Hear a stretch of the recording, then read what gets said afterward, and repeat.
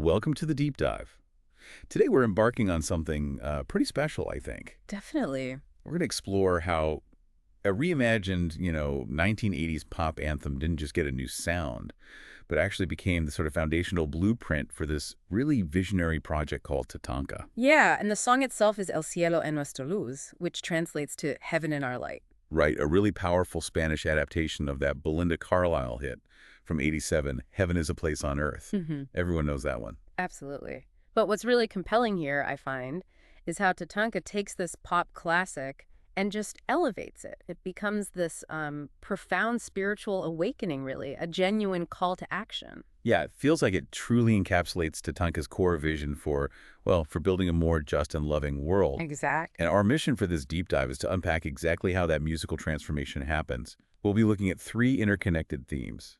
Heaven is manifestation, agape love, and this idea of cultural and spiritual return. And you'll see how TATANKA really breathes life into these ideals. It shows how music can literally become a blueprint for something, well, much bigger. Architecture, ethics even. It's fascinating. So, okay, let's start with that first theme. At the heart of El Cielo en Nuestra Luz is this really radical idea, isn't it? It really is. That heaven isn't some, distant reward afterlife, but a radiant light living right inside each of us, right here, right now. Yes, and that's a fundamental reframing of, traditional theological ideas. That repeated chorus line, El cielo vive en nuestra luz, heaven lives in our light. It's more than just catchy. It feels like an affirmation. It is. It's an affirmation, almost a mantra, and definitely a call to action. It really champions this idea of divine immanence, that the divine isn't out there. It's right inside us. Giving us this incredible potential. Exactly. Potential to make heaven real. And it sort of dismantles those old exclusionary spiritual hierarchies. It really uplifts the inherent worth of everyone. Which echoes in that line you pointed out, Elma, ¿sabes cuánto vales tú? Ooh, soul, do you know how much you're worth? It's powerful stuff. It really is. But that idea, making heaven present, it's powerful. But how does TATANKA stop it from just being like an abstract spiritual thought or something too individualistic? Because their goal seems very communal. Right. How do they turn that internal poetic idea into actual real-world manifestation? Yeah, that's a great question. And that's where I think TATANKA's genius really lies.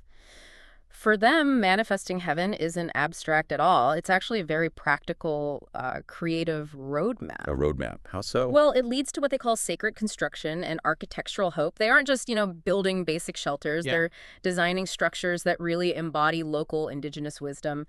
They integrate sustainable materials, ancestral patterns. So the architecture itself becomes like a living extension of cultural memory. Wow. A testament to the community's worth, not just a functional box. So this means creating real-world places of safety, of love, sanctuaries across the global south. And focusing on specific areas? Especially places rich with ancestral resonance, like the Andes, which are, revered for their deep spiritual heritage.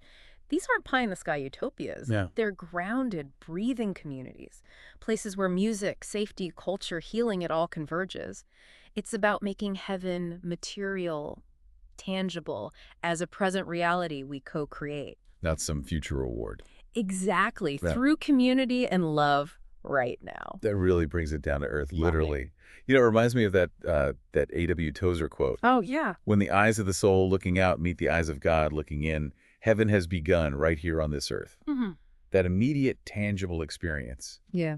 It feels like exactly what TATANKA is aiming for. Precisely. It captures that immanence, that meeting point. So this radical idea of heaven here and now, it naturally leads us to how TATANKA views human connection, doesn't it? It does. Which brings us to our second theme, this transformative power of agape, this universal, unconditional love. Yes, agape. And it's important to understand it's distinct from, say, Eros romantic love or philia friendship love. Agape is, well, think of it as that no strings attached, unconditional love. It's often seen as the highest form. Universal, selfless. Selfless, exactly. And truly healing. It's about giving freely without expecting anything back. Loving everyone, regardless of differences. Extending care beyond your inner circle to, well, everyone. And really feeling compassion for others. Okay, so it's this really profound concept. How does that become the this spiritual engine, as they put it, the philosophical foundation for what TATANKA actually does. So Agape pretty much informs every single thing they do. So first, it drives the creation of what they call a sanctuary of acceptance and inclusion. And that means more than just saying all welcome. Oh, much more. It means things like dedicated welcome circles, where new people are immediately paired with community elders, maybe artists or healers who help them integrate. They have weekly story weaving sessions where everyone's unique background is like honored and amplified through art. That sounds incredible. It is. And second, it guides their mission of empowering the marginalized, supporting artists, refugees, people at risk. Giving shelter, yes, but also opportunities, creative platforms. It's built on shared humanity and mutual respect, not charity. Got it. What else? Third, Agape means creating art with purpose and healing. All their artistic projects are infused with themes of hope, reconciliation, healing. It's intentional. Makes sense. And finally, Agape extends to sustainability and respect for the earth. It reflects this deep love and stewardship for the planet itself. It has to be holistic, right? You can't really love humanity without loving our shared home. That's a really crucial point.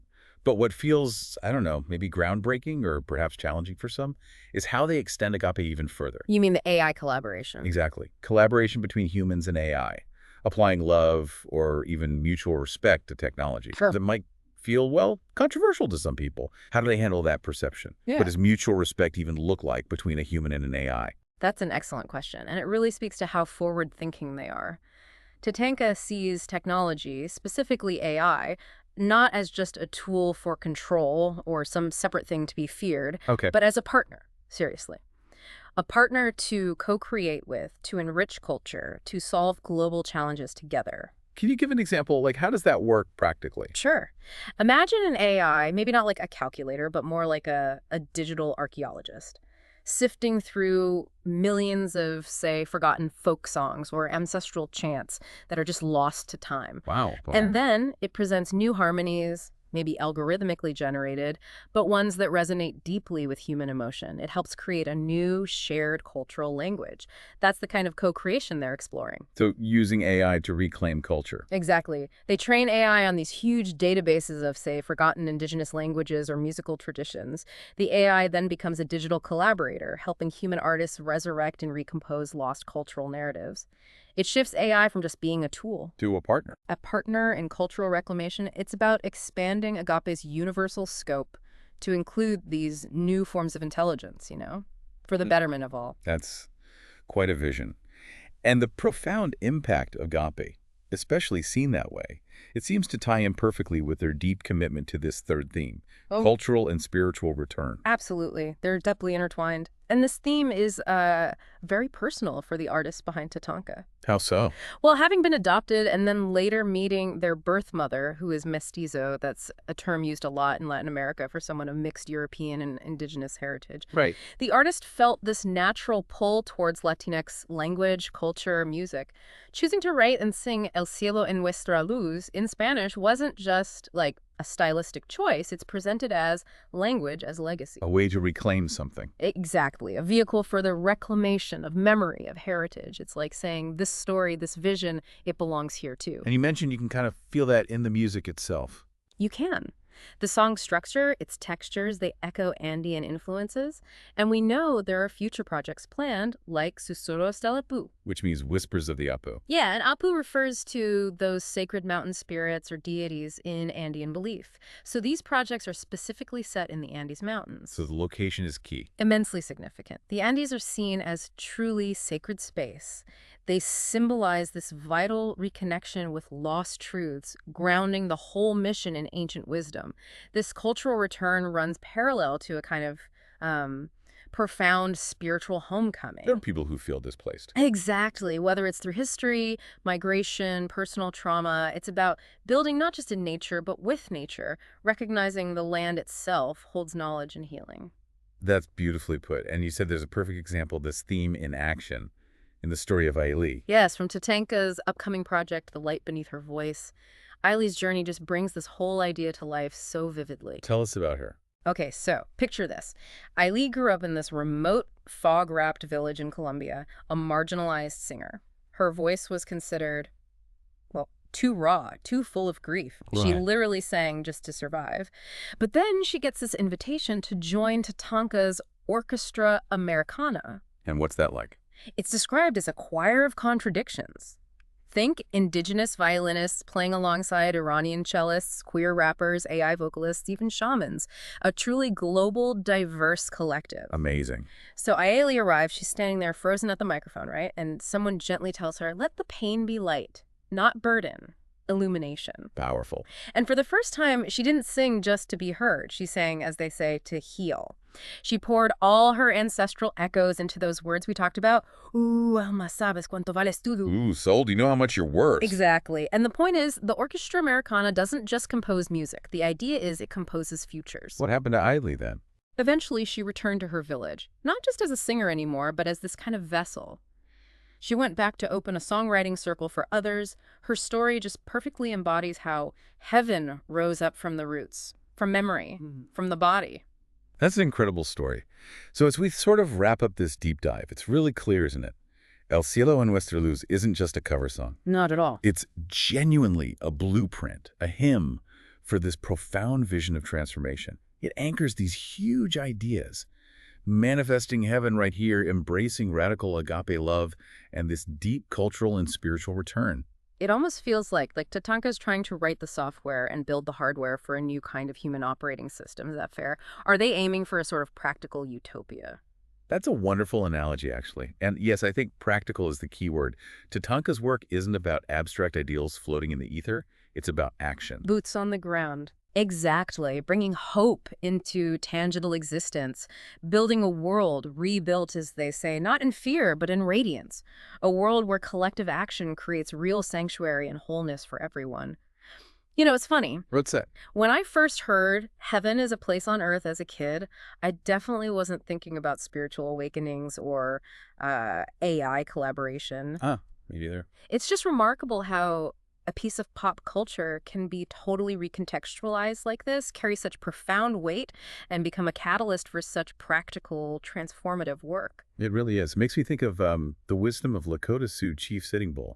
He said, "It is through this mysterious power that we too have our being, and we therefore yield to our neighbors, even to our animal neighbors, the same right as ourselves to inhabit this vast land." Powerful words. And also his call. Let us put our minds together and see what life we can make for our children. Yeah, and those statements connect so directly to TATANKA's mission, don't they? It's that call to collective effort, that emphasis on interconnectedness, shared well-being. For everyone, including the planet. Right, creating a future where all beings can flourish, making heaven truly live in our light for generations to come. So maybe the final thought for you, the listener, is this. If heaven is something you co-create, something that rises up from memory, from your own inherent worth, what part will you play in manifesting that light in your own life and maybe in the world around you?